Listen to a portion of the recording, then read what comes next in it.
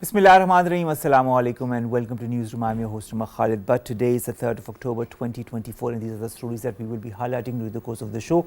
We'll begin with the latest as far as the Israel-Palestine, Israel-Lebanon, Israel-Syria, Israel-Yemen conflict is concerned. As far as the Israel-Gaza conflict is concerned, this is the day 362. Almost a year is about to pass since this whole conflict began and it shows no signs of abating as we see.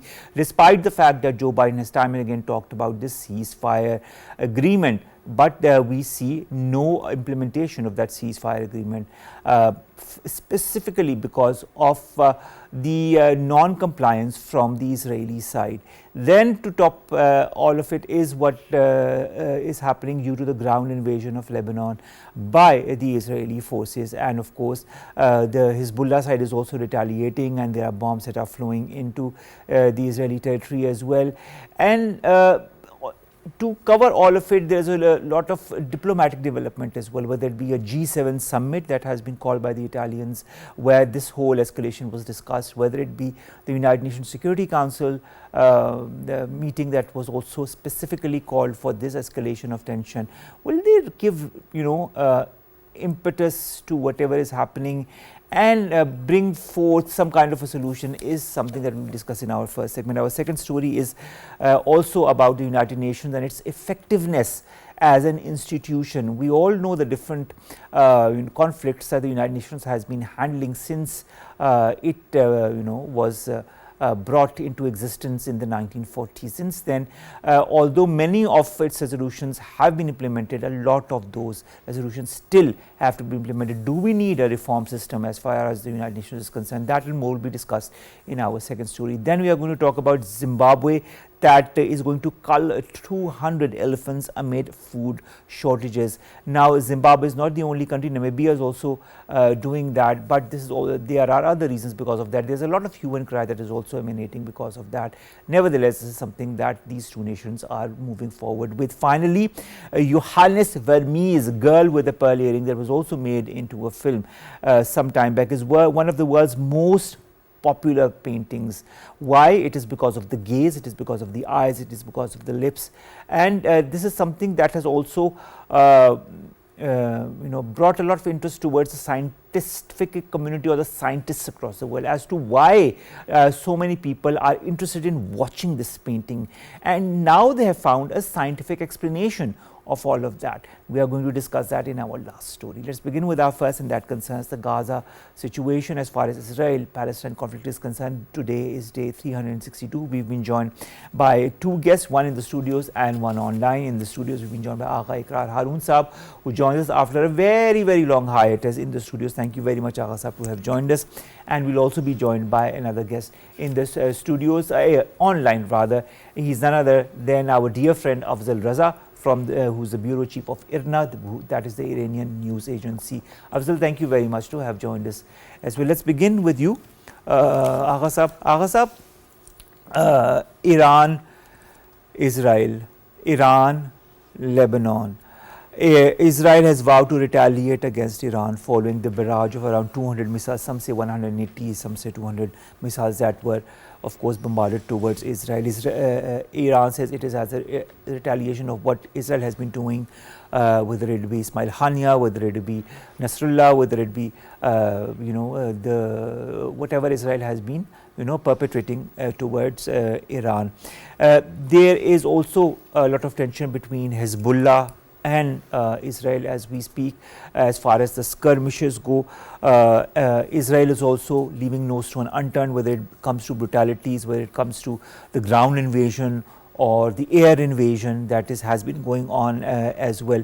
Many different reactions that are coming, whether it be from the Iran Armed Forces Chief of Staff Major General Mohammad Bagheri, who threatens to fire with bigger intensity if Israel makes good on its pledge to retaliate, because what Israel is saying that it is going to retaliate.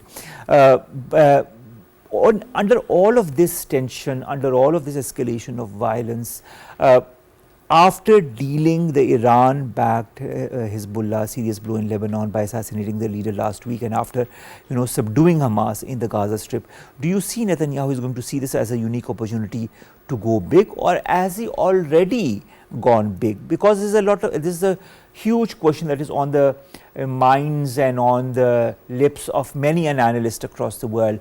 How far is Netanyahu going to go? What do you foresee? Thank you so much, Omar. We had been discussing this issue in past also. So, my opinion, that was a year ago is same today.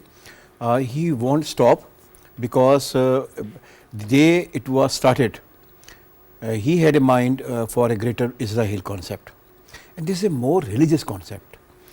And according to my understanding, because I follow the Israeli media also, there had been slaughtering and even sacrificial animals had been, in the scene. So, they are actually working on the greater Israel. And Israel, which is religiously a dream of every Zionist or Jew. So, this is for you and me, it could be a war of Iran and Israel, but what he had planned, he has basically portrayed this war as a war of religion.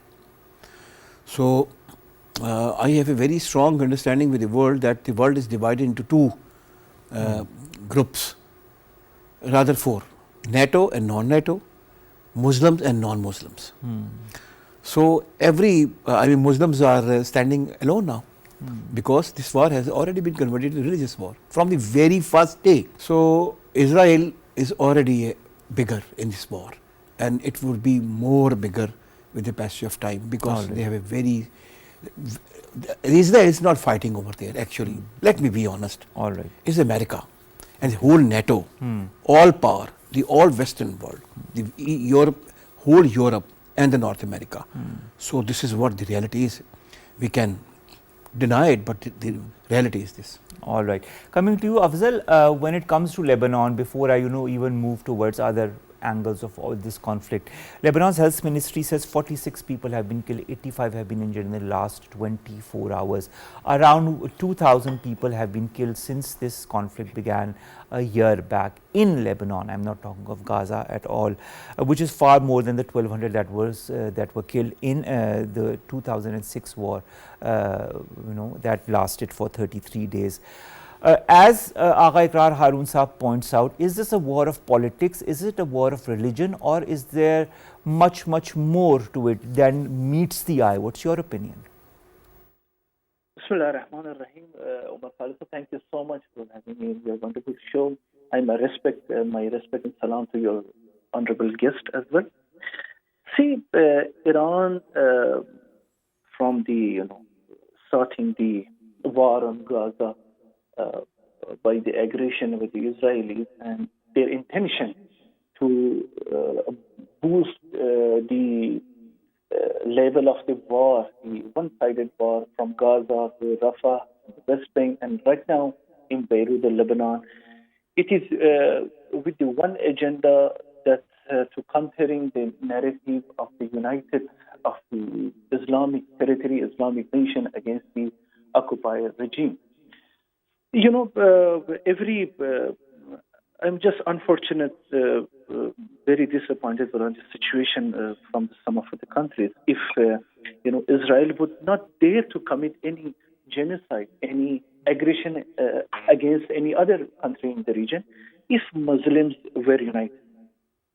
I'm asking from myself, when the genocide starts from the Gaza, everybody issuing their statement, expressing their concern and solidarity. But what was the result? After the 1 week and 10 days, Israelis not even intense their attacks on the Gaza, but they just prepare for the new planning to starting a new war and capturing a new Gaza in Lebanon.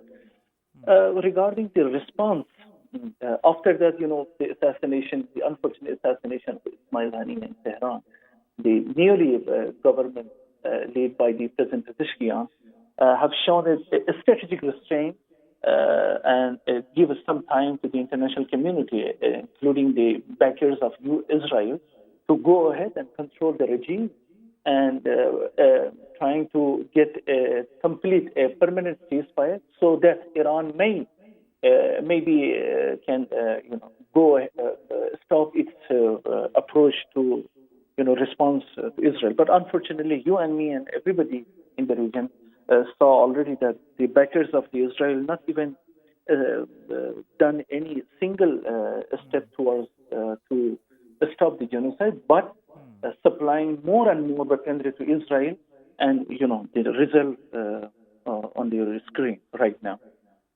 All right. Now, Afzal, normally I would have asked this question to Agha Sahab, but I'll begin this question with you and then I'll ask Agha Sahab, because this directly concerns Iran. President Joe Biden says he does not support any potential Israeli retaliatory strike on the Iranian nuclear sites after Iran launched around 180 missiles, some say 200 missiles. He was asked a specific question and he said no. The answer is no. At the same time, we have the G7 nations who also got together to discuss this very issue called by the Italians. The US State Department spokesperson Matthew Miller says that it's clear that it was an unprecedented escalation by Iran, but Israel has the right to respond to it. We are having discussions of what that response is going to be. So far, the White House has not given any proper indication of what that response might be from Israel's side. They also said that the US military forces in the region had helped shoot down the missiles fired from Iran. So, of course, that also shows that the US was side by side by Israel as far as helping Israel is concerned. Pentagon also has confirmed that the US did help Israel shoot down the Iranian missiles. Kamala Harris pledges unwavering commitment to Israel's security. Many Republican officials have also called on the US for an overwhelming and direct disproportionate response rather, to attack Iran. The US media says that Israel could target Iran's oil facilities and other strategic sites. How do you view the US perspective as well as the US role to diffuse or not diffuse this current escalation? Omar, this is something, double standard from the US side. I can translate in this. This is a crocodile tear. The US has observed the Iran's growing capabilities in the field of missiles, including the hypersonic missile, which has caused serious concern to the country, the United States. Therefore, the United States has today, United States has sent three messages to Tehran, even through its ally Baghdad, Iraq, which considering the capability that Iran has shown in recent missile attacks. Regarding the concern by the President Biden, he knows very well when in the April Iran launched a military operation called the True Promises in response to the attack of Israel on the Iranian diplomatic promises. There were some noises from the Israeli side that we are going to hit Iran's nuclear facilities, including in Natanz and Isfahan. On that time, the senior Iranian military officials related to the country's nuclear program indicate that if Israel is going to respond any military action, including if he has any plan to hit our nuclear facilities, so Iran, there is no choice for Iran but to change its nuclear doctrine and nuclear planning. So this is very harmful for the U.S. and its allies, especially the Europe, which they are want to de-escalate the relation between Iran and U.S. For the revival of the JCPOA. So I'm sure President Biden knows from the consequences of any expected, so-called Israeli plan to hit the Iranian nuclear facilities. All right. I'll ask the same question to you, Agha Sahab, because I wanted Afzal to say it, because I thought that it would be a more direct approach as far as this question is concerned. What's your take on the US role as far as the escalation or the de-escalation of this conflict is concerned? Now that it has turned over a new chapter with Lebanon, with Yemen and with Syria, how do you see US's role to diffuse tensions, or maybe not? Omar, actually this US has a very strong and very strategic role, and the role is acceleration of everything. A war must be there. Iran later or sooner must be involved in this war. And Israel was trying its level best to engage Iran for the last 1 year. Iran was avoiding it. So I think Iran couldn't. Iran is the only country on earth which has a extraordinary special geopolitical positioning. It links South Asia, Central Asia, Eastern Europe, Caucasia, Middle East, and even the Eastern Europe. It has borders with Pakistan and Afghanistan, then Turkmenistan and Kazakhstan, then Russia, then Azerbaijan, Armenia, then Turkey, and then Iraq. So this is the most dangerous but most important geopolitical positioning. And Iran being there and not being under the control of NATO for the last almost 40 years, it has been you can say a chaotic situation for the NATO. If Iran is bogged down, meaning by the whole entire, you can say, Asia map is changed.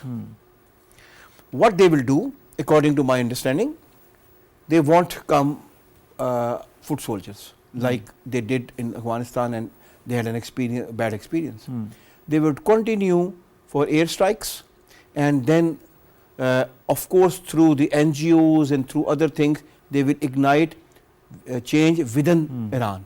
This is their master plan, which according to me, because I have been following all international think tanks for the last 5-6 years, what they have in their mind.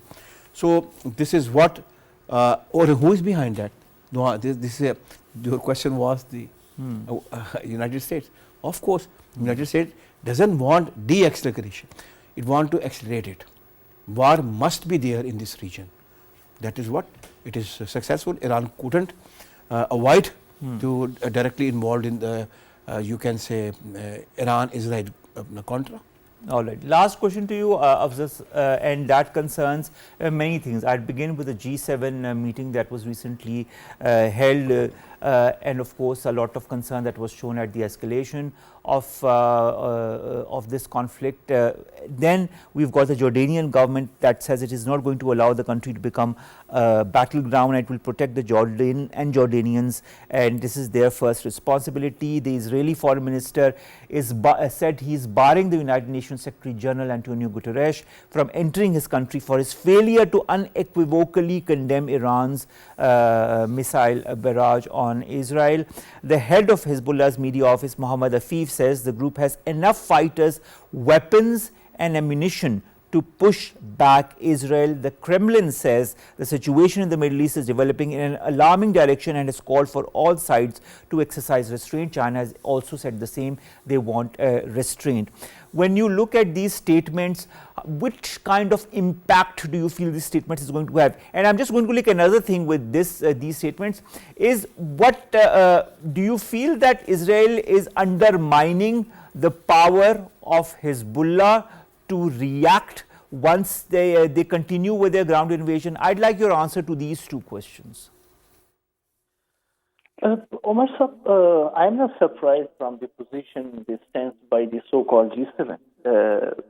Don't you see the supporters of Israel, I mean the genocide of the Palestine happening, and the Lebanese people, with the terrorist attack in Iran, the assassination of the Iran nuclear scientist by Israel.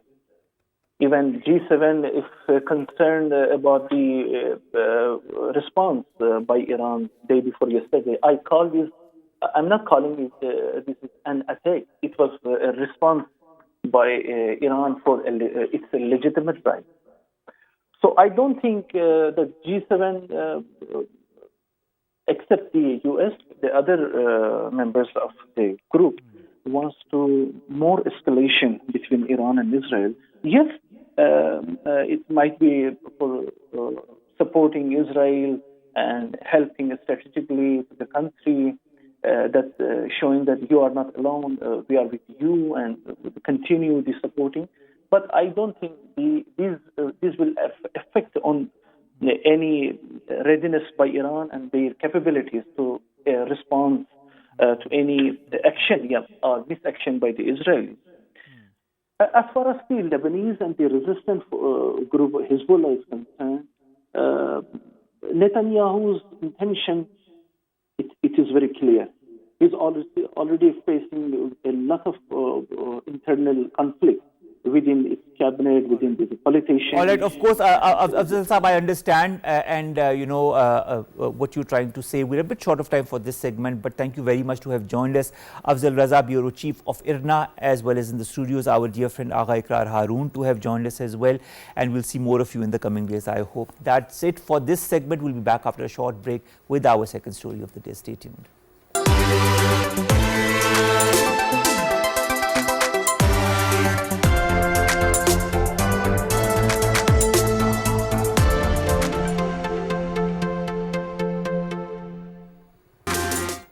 Welcome back. You're watching Newsroom. Our second story concerns the effectiveness of the United Nations, whether it be the conflict between Israel and Palestine, whether it be in illegally occupied Jammu and Kashmir, whether it be the conflicts in Africa. So many conflicts still unresolved.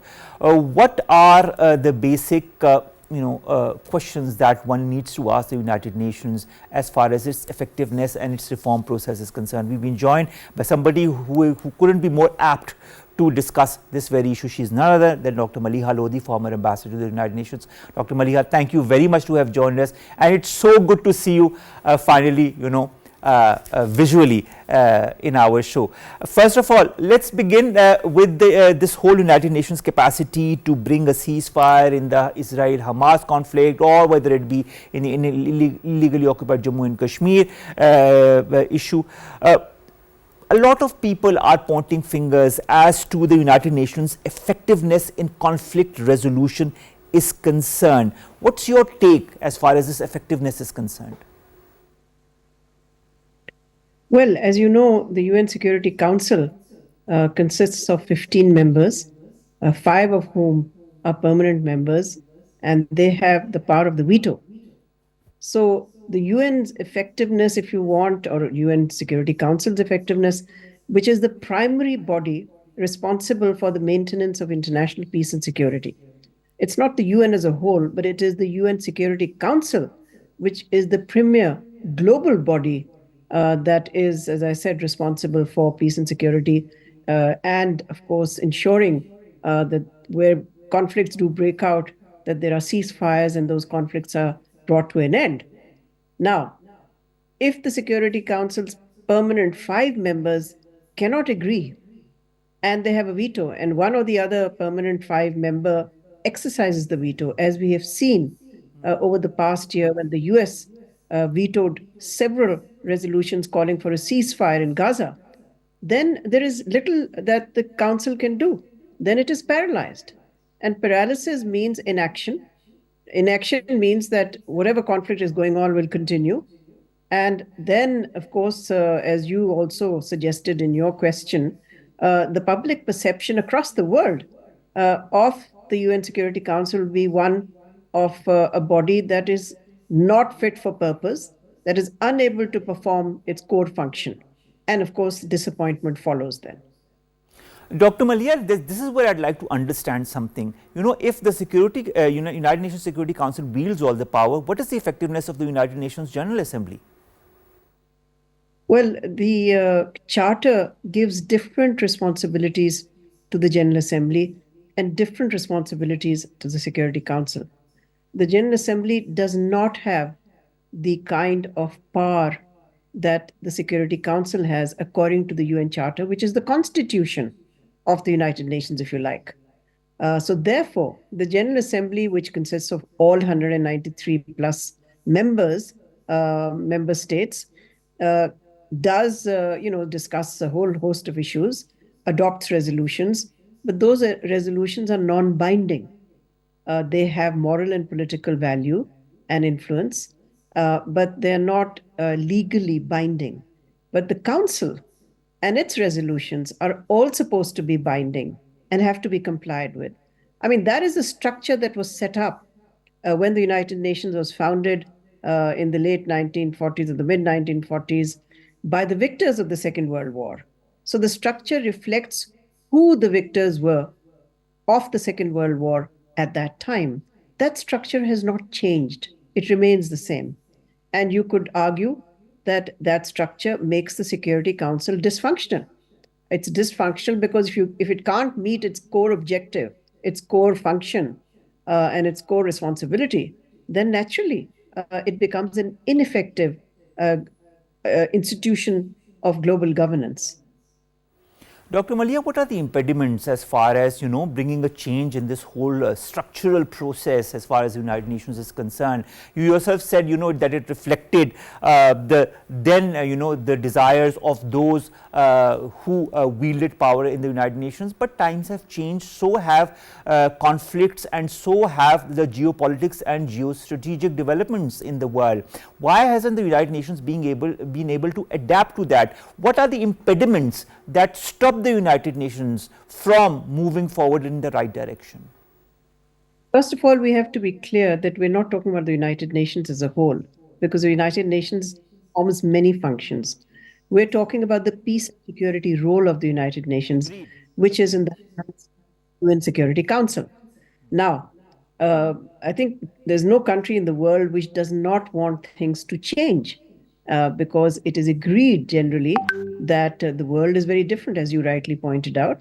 The world has changed since the 1940s, 1950s. And therefore, the Council should reflect contemporary realities rather than realities of a bygone era. But the impediment, the obstacle that prevents this change from happening are the permanent 5 members. They don't want to give up their power, and they don't want in any way for any kind of reform of the Security Council to lead to an erosion of their power and certainly their veto power. So if you want to know what the obstacle is, it is those who are the powerful. The entrenched powers within the Security Council do not wish to see reform succeed in this manner. In a manner that leads to their, erosion, as I said, of their power and influence. Now, negotiations for reform, and I myself have participated in these for 5 years at the United Nations. These negotiations for Security Council reform have gone on for over 20 years. So 20 years of talks, serious talks at the UN, in the General Assembly, which constitutes an informal process of negotiation. But these negotiations have not really gone anywhere because no consensus has emerged because of the fundamental difference between countries that want permanent seats for themselves, which are basically countries called the G4, which is India, Japan, Brazil, and Germany, and other countries like Pakistan, Italy, and others who call themselves the Uniting for Consensus group and want more elected members in the Security Council rather than adding permanent members, which will only add to Security Council dysfunction and would really, in a way, expand the club of privilege rather than make the Council more democratic and more accountable and more transparent. So there's been no meeting ground between these two broad groups of countries. And even, let's say, they are able to agree, let's say, for the sake of argument, they're able to agree tomorrow.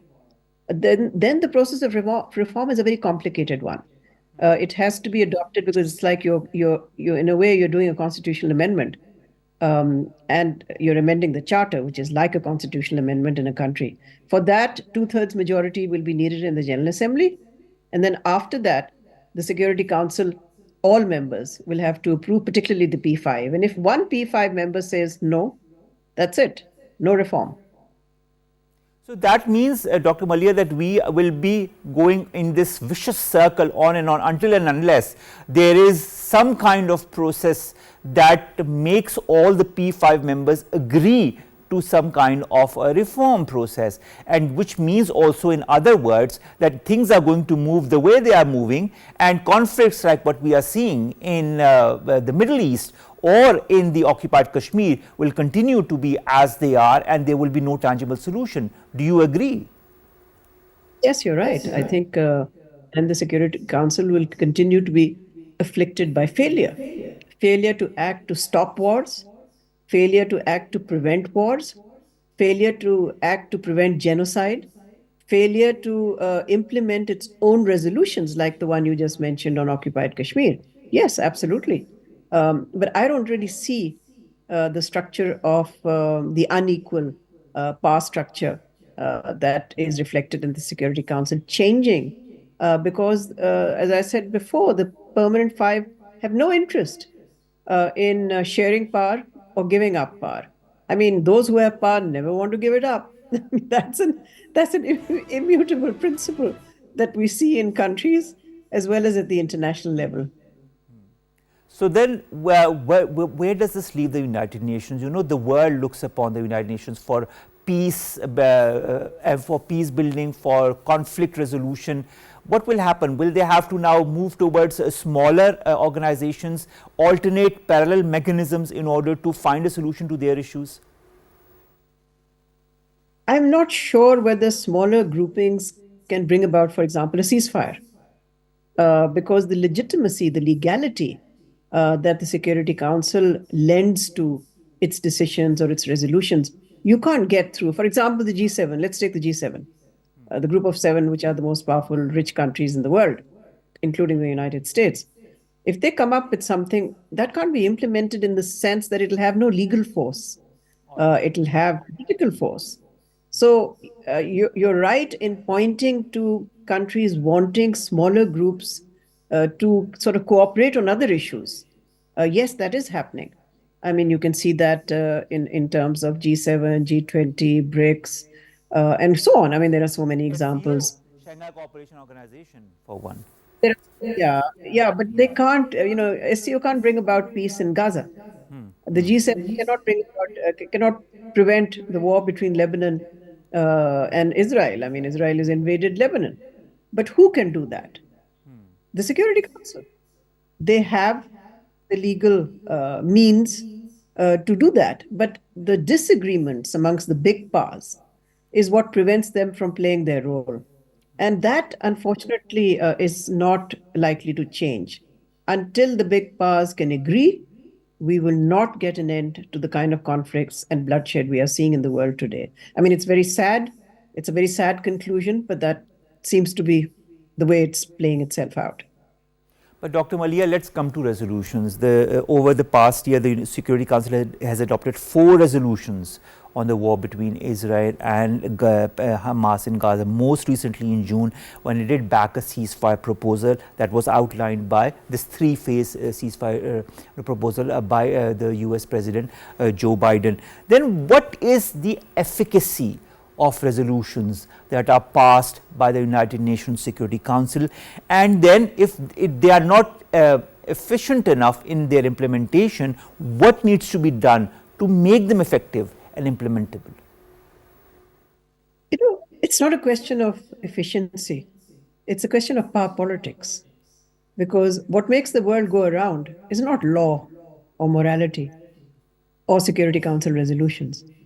It is power politics. So if you have resolutions, for example, which over the years we've seen countless resolutions, forget about the resolutions more recently. There was only one, by the way. I don't know of many. I don't know of 3 or 4. I know of only one resolution that was adopted by the Security Council calling for a ceasefire during Ramzan. Where the US abstained, of course, and then it called it non-maintainable. Yeah, no resolution was adopted for a ceasefire other than one resolution which called for a ceasefire during Ramzan, which Israel did not comply with. But your question is a broader one. Your question is, how is it that resolutions are not implemented? And I think, as I said before, we've seen over the years Israel defying resolutions of the Security Council, which have called for an end to occupation, which have called for an end to settler violence, and an end to settlements, illegal settlements on Palestinian land. I mean, there are countless resolutions. I can't even begin to count them, innumerable. Israel has defied them because it has had a protector. That protector is the United States. And unless resolutions are adopted under a particular provision of the Charter, which is called Chapter 7, those resolutions are not backed by, let's say, the power of sanctions. But if a resolution is adopted under Chapter 7, then there is a sanctions machinery available to the Security Council, which comes into play, and sanctions can be imposed on a country that is in non-compliance with that resolution. Now, these resolutions were not adopted under Chapter 7. I think there's a big part there that ensures that they are not. So that when the time comes and a country says, to hell with you, we're not going to implement this, there's very little you can do. And I think that's what's been. The precedence has been set by Israel.